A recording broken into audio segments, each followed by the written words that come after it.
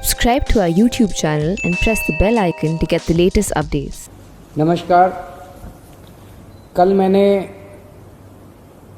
Union environment minister Prakash Javadekar जी का बयान सुना था, आज अखबारों में भी उसके बारे में छपा। उनका कहना है कि प्रदूषण किसी एक राज्य की वजह से नहीं होता। प्रदूषण एक राज्य में होता है तो दूसरे में चला जाता है, दूसरे में होता है, हवा इधर से उधर जाती है। तो इसके लिए सबको मिलके काम करना पड़ेगा। उनकी बात से मैं 100% सहमत हूँ। बिल्कुल हम सबको मिलके प्रदूषण के खिलाफ जंग छेड़नी पड़ेगी। उन्होंने कहा कि प्रदूषण एक दिन में ठीक नहीं हो सकता, इसके लिए कम से कम 4 साल लगेंगे। इस बात से मैं सहमत नहीं हूँ। मुझे ये लगता है कि अगर हम सारी सरकारें मिलके, सारी पार्टियां मिलके, राजनीति छोड़ के ईमानदारी से मेहनत के साथ लगें तो 4 साल से काफ़ी कम समय में हम प्रदूषण पे काबू पा सकते हैं। पराली के प्रदूषण की बात करता हूँ। दिल्ली में हम सब लोग जानते हैं और अब तो सुप्रीम कोर्ट ने भी कह दिया। उसके पहले इस बात पे राजनीति हो रही थी कि पराली से कितना प्रदूषण होता है, कम होता है, ज़्यादा होता है। अब तो सुप्रीम कोर्ट ने भी थोड़े दिन पहले कह दिया कि इस वक्त, साल के इस वक्त, इन 2 महीने, 1.5-2 महीने के अंदर जो प्रदूषण होता है वो मेनली पराली की वजह से होता है। पराली से जो प्रदूषण पैदा होता है वो केवल दिल्ली में नहीं होता, पूरे उत्तर भारत में होता है। और मुझे तो ज़्यादा चिंता उन किसानों की है जिनके गांव में जब वो अपने खेत जलाते हैं, उनके गांव में प्रदूषण का क्या हाल होता होगा आप सोच सकते हैं। वो अपने बच्चों को, अपने परिवारों को कैसे पालते हैं आप सोच सकते हैं, कैसे पालते होंगे। मेरा अपना मानना है कि पराली से उत्पन्न होने वाले प्रदूषण को काफ़ी कम समय में नियंत्रित किया जा सकता है। इसके लिए समाधान हमारे इंजीनियर्स ने, हमारे साइंटिस्ट्स ने समाधान दिए हैं। केवल और केवल राजनीतिक इच्छा शक्ति की कमी नजर आ रही है। अभी जैसे दिल्ली के अंदर हम एक्सपेरिमेंट कर रहे हैं। एक्सपेरिमेंट क्या कर रहे हैं? पूसा इंस्टीट्यूट एक्सपेरिमेंट कर चुका है। पूसा इंस्टीट्यूट के बताए हुए रास्ते के ऊपर इस बार दिल्ली के अंदर सारे खेतों में दिल्ली सरकार अपने पैसों से, सरकारी पैसों से उस घोल को, उस केमिकल का छिड़काव कर रही है, जिसकी वजह से पराली जो है वो खाद में कन्वर्ट हो जाएगी। तो पराली जलाने की जरूरत नहीं पड़ेगी। एक समाधान ये है। दूसरा समाधान, करनाल के अंदर एक बहुत बड़ा पराली से सीबीजी गैस, कंप्रेस्ड बायोगैस, वो सीएनजी की तरह होती है, सीएनजी की तरह उसका इस्तेमाल किया जा सकता है। तो एक तरह से करनाल में पराली से सीएनजी बनाने का बहुत बड़ा कारखाना शुरू हो चुका है।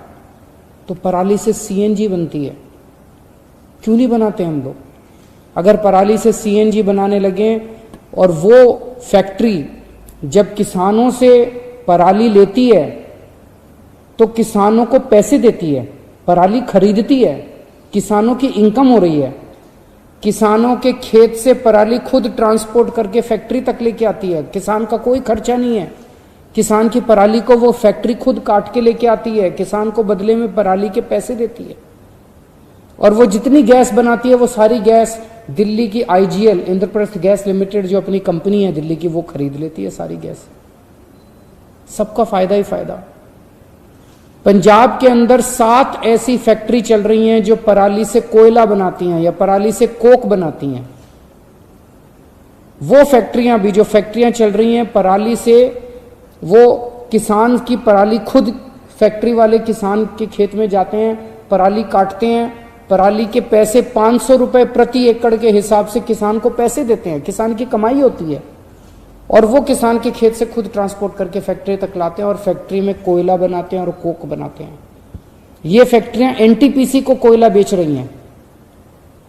तो पराली से कोयला बनता है, पराली से गैस बनती है, पराली को हम केमिकल इस्तेमाल करके उसकी खाद बना सकते हैं और पराली से गत्ता बनता है। अब गत्ता बनाने की कई फैक्ट्रियां शुरू हो रही हैं।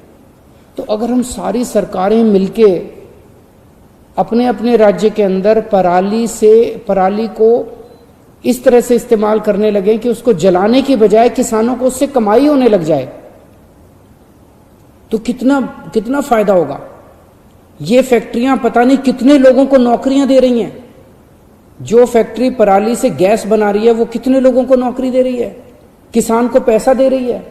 जो फैक्ट्रियां पराली से कोयला बना रही हैं वो कितने लोगों को नौकरियां दे रही हैं, किसान को पैसा दे रही हैं।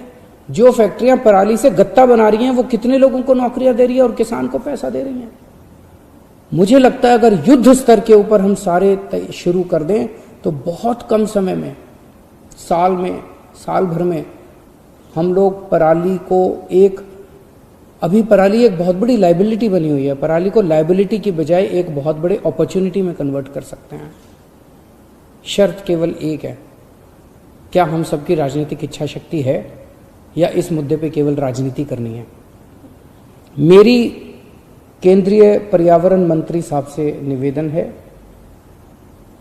अभी तक केंद्र सरकार सभी राज्य सरकारों के एनवायरमेंट मिनिस्टर्स के साथ मीटिंग करती रही है। ये मुद्दा बहुत बड़ा है, ये मुद्दा एनवायरमेंट मिनिस्टर्स के लेवल पे डील नहीं हो पा रहा। मेरी केंद्रीय पर्यावरण मंत्री जी से अपील है कि हर महीने नॉर्दर्न इंडिया में पराली से उठने वाला धुआं एक बड़ा पोल्यूशन का कारण है, इसीलिए उत्तर प्रदेश, दिल्ली, पंजाब और हरियाणा, इन चारों राज्यों के मुख्यमंत्रियों के साथ हर महीने केंद्रीय पर्यावरण मंत्री को मीटिंग करनी चाहिए। और जब तक पराली की समस्या, खुले दिल से मीटिंग करें हम लोग, एक दूसरे के ऊपर आरोप प्रत्यारोप ना करें। हरियाणा के मुख्यमंत्री साहब के पास खुद समाधान हो सकते हैं, पंजाब के मुख्यमंत्री साहब के पास खुद समाधान हो सकते हैं, उत्तर प्रदेश के साथ मेरे पास समाधान, हम सब मिलकर समाधानों के ऊपर चर्चा करें। अपने अपनी टीम के साथ बैठे हैं, अपने अपने एनवायरमेंट मिनिस्टर को लेके बैठे, अपने आप अफसरों को, एक्सपर्ट्स को लेके बैठे। और जब तक पराली की समस्या का समाधान नहीं हो सकता, हर महीने मीटिंग करके इसकी शार्प डेडलाइंस बननी चाहिए, टाइमलाइंस बननी चाहिए और उसके हिसाब से इसके ऊपर काम होना चाहिए। तभी हम इसके ऊपर इसका समाधान निकाल पाएंगे। तो इंजीनियर्स ने और एक्सपर्ट्स ने तो समाधान दे दिए हैं, कमी केवल राजनीतिक इच्छा शक्ति की है। नमस्कार।